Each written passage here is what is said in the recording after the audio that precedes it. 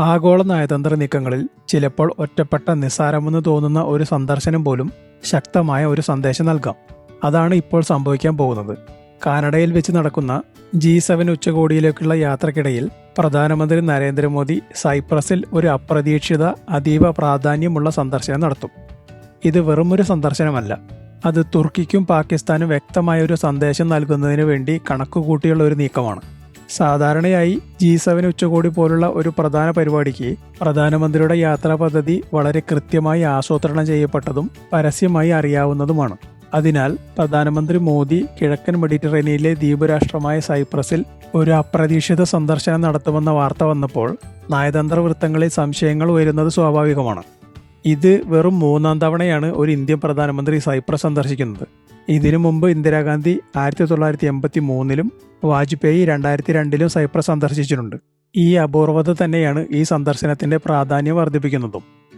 അടുത്തതായി, ഈ സന്ദർശനത്തിന് തിരഞ്ഞെടുത്ത സമയം അതിനിർണായകമാണ്. പ്രത്യേകിച്ച് കിഴക്കൻ മെഡിറ്ററേനിയനിൽ വർദ്ധിച്ചു വരുന്ന സംഘർഷങ്ങളും ഇന്ത്യയുടെ തന്ത്രപ്രധാനമായ നീക്കങ്ങളും തീവ്രമാകുന്ന ഈ സമയത്താണ് ഈ യാത്ര എന്നത് കേവലം ഉഭയകക്ഷി ബന്ധങ്ങൾക്കപ്പുറം തുർക്കിക്ക് വ്യക്തവും ബോധപൂർവവുമായ ഒരു സന്ദേശം നൽകുക എന്ന ഉദ്ദേശത്തോടെയാണെന്നതിൽ സംശയം വേണ്ട. ഈ അപ്രതീക്ഷിത നീക്കം പരമ്പരാഗത നയങ്ങളിൽ നിന്ന് വ്യതിചലിച്ച് തന്ത്രപ്രധാനമായ ലക്ഷ്യങ്ങൾ നേടാൻ തയ്യാറുള്ള ഇന്ത്യയുടെ കൂടുതൽ ചടുലവും ഉറച്ചതുമായ വിദേശ നയത്തിന്റെ തെളിവാണ്. ഈ സന്ദർശനത്തിന്റെ പ്രാധാന്യം പൂർണ്ണമായി മനസ്സിലാക്കാൻ തുർക്കിയും പാകിസ്ഥാനും തമ്മിലുള്ള അതിവേഗ ശക്തിപ്പെടുന്ന ബന്ധം നമ്മൾ ആദ്യം മനസ്സിലാക്കണം. തുർക്കി പ്രസിഡന്റ് തയ്യിബ് എർദോഗാന്റെ കീഴിൽ അവർ കൂടുതൽ പാൻ ഇസ്ലാമികവും ആക്രമണാത്മകവുമായ ഒരു വിദേശ നയം സ്വീകരിക്കുന്നു. ഇത് പലപ്പോഴും പരമ്പരാഗത സഖ്യകക്ഷികളുമായി ഏറ്റുമുട്ടുകയും പുതിയ സ്വാധീന മേഖലകൾ തേടുകയും ചെയ്യുന്നു.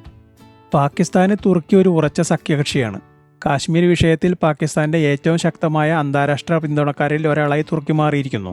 പലപ്പോഴും ഇത് UN പൊതുസഭയിലും മറ്റ് ആഗോള വേദികളിലും ഉന്നയിക്കുന്നു. ഇത് ഇന്ത്യയെ സംബന്ധിച്ചിടത്തോളം വലിയ ആശങ്ക തന്നെയാണ്.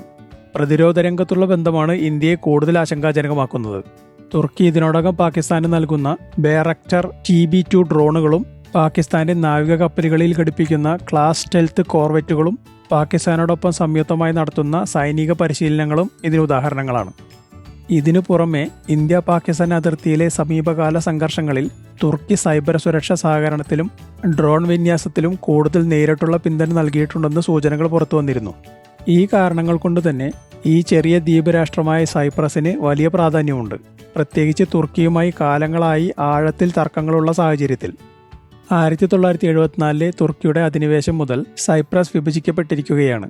നിലവിൽ ഈ ദ്വീപിന്റെ ഒരു ഭാഗം തുർക്കിയുടെ കൈവശമാണ്.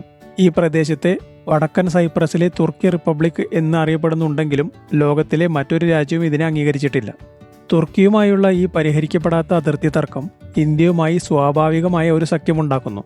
കാരണം ഇന്ത്യയും തുർക്കി പിന്തുണയ്ക്കുന്ന പാകിസ്ഥാനുമായി ദീർഘകാലമായി അതിർത്തി തർക്കങ്ങൾ നിലനിൽക്കുന്നു. തുർക്കി പോലുള്ള ശക്തനും ആക്രമണകാരിയുമായ ഒരു അയൽക്കാരനുമായി ഇടപെടുന്നതിലെ സങ്കീർണതകൾ സൈപ്രസിനും ഇന്ത്യക്കും മനസ്സിലാക്കാൻ കഴിയും. യഥാർത്ഥത്തിൽ 1962 മുതൽ ഇന്ത്യയും സൈപ്രസും തമ്മിൽ ശക്തമായ സൗഹൃദ ബന്ധമാണുള്ളത്. സ്വാതന്ത്ര്യ സമരകാലത്ത് ഇന്ത്യ സൈപ്രസിനെ പിന്തുണച്ചിട്ടുണ്ട്.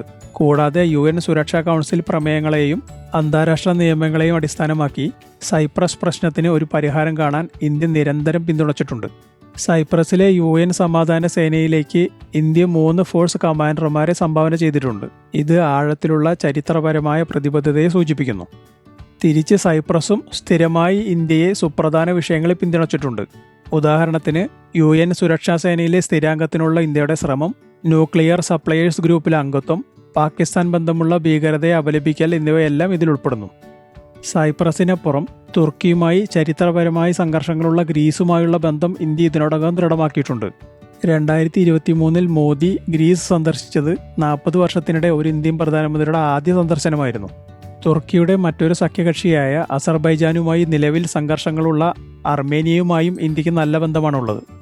അർമേനിയയ്ക്ക് പിനാക്ക റോക്കറ്റ് സംവിധാനങ്ങളും ടാങ്ക് വിരുദ്ധ മിസൈലുകളും ഇന്ത്യ ഈ അടുത്ത കാലത്ത് നൽകിയിരുന്നു. സൈപ്രസുമായുള്ള പ്രതിരോധ ബന്ധം വളരുകയാണ്. നമ്മുടെ വിദേശകാര്യമന്ത്രി S ജയശങ്കർ 2022-ൽ സൈപ്രസുമായി പ്രതിരോധ സൈനിക സഹകരണത്തിനുള്ള ധാരണാപത്രം ഒപ്പുവെച്ചിരുന്നു. ഇതിനുശേഷം 2023-ലെ G20 ഉച്ചകോടിയിൽ ആരംഭിച്ച ഇന്ത്യ മധ്യകിഴക്കൻ യൂറോപ്പ് സാമ്പത്തിക ഇടനാഴി പോലുള്ള ബദൽ കണക്ടിവിറ്റി പാതകളെ ഇന്ത്യ പ്രോത്സാഹിപ്പിക്കുന്നു. ഈ പദ്ധതിയിൽ സൈപ്രസ് ഒരു പ്രധാനപ്പെട്ട പങ്കാണ് വഹിക്കുന്നത്. ഇതിനു പുറമെ സൈപ്രസ് ഒരു യൂറോപ്യൻ യൂണിയൻ അംഗമാണ്. 2026 EU കൗൺസിൽ പ്രസിഡൻസി വഹിക്കുന്നതും സൈപ്രസാണ്. മോദിയുടെ സന്ദർശനം വിശാലമായ യൂറോപ്യൻ യൂണിയനുമായുള്ള ഇന്ത്യയുടെ ഇടപെടൽ കൂടുതൽ വർദ്ധിപ്പിക്കാനുള്ള ഒരു തന്ത്രപ്രധാനമായ നീക്കം കൂടിയാണ്. പ്രത്യേകിച്ച് യൂറോപ്യൻ യൂണിയനുമായി വ്യാപാര കരാറുകളും EU ഇന്ത്യ സ്ട്രാറ്റജിക് ഡയലോഗും നടന്ന സാഹചര്യത്തിൽ. ഇക്കാരണത്താൽ തന്നെ പ്രധാനമന്ത്രി മോദിയുടെ സൈപ്രസ് സന്ദർശനം ഇന്ത്യയുടെ വർദ്ധിച്ചു വരുന്ന സൂക്ഷ്മവും ഉറച്ചതുമായ വിദേശ നയത്തിന്റെ തെളിവാണ്.